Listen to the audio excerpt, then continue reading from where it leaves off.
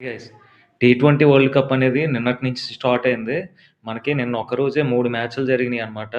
మూడో మ్యాచు మన ఇండియాకి, యూఎస్ఏకి జరిగింది.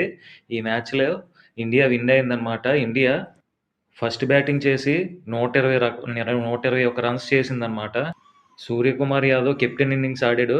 అతనొక్కడే మనకి 84 రన్స్ చేసాడన్నమాట. మిగతా టాప్ ఆర్డర్ అంతా కూడా ఫెయిల్ అయింది. తర్వాత సెకండ్ బ్యాటింగ్‌లో 162 రన్నుల చేజింగ్‌తో యూఎస్ఏ దిగింది. అయితే యూఎస్ఏ 132 రన్నులు మాత్రమే చేయగలిగిందనమాట 8 వికెట్లకి. సో, బౌలింగ్‌లో సిరాజ్ చాలా అద్భుతంగా ఫామ్‌లో ఉన్నాడనమాట. 3 వికెట్స్ తీశాడు. అలాగే నెక్స్ట్ అక్షర్ పటేల్ 2 వికెట్లు, హర్షదీప్ 2 వికెట్లు, వరుణ్ చక్రవర్తి 1 వికెట్ తీశాడు.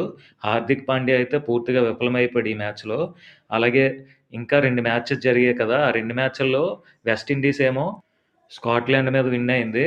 ఇంకో మ్యాచ్ ఏమో మనకి పాకిస్తాన్ వచ్చి నెదర్లాండ్స్ మీద విన్ అయిందనమాట. ఇది గైస్ వీడియో చూస్తున్న వాళ్ళందరూ ఒక లైక్ చేయండి. ఇంతవరకు మన ఛానల్ సబ్స్క్రైబ్ చేయకపోతే ప్లీజ్ సబ్స్క్రైబ్ చేసుకోండి. మరిన్ని క్రికెట్ న్యూస్‌తో మీ ముందుంటాను. Thank you. Love you.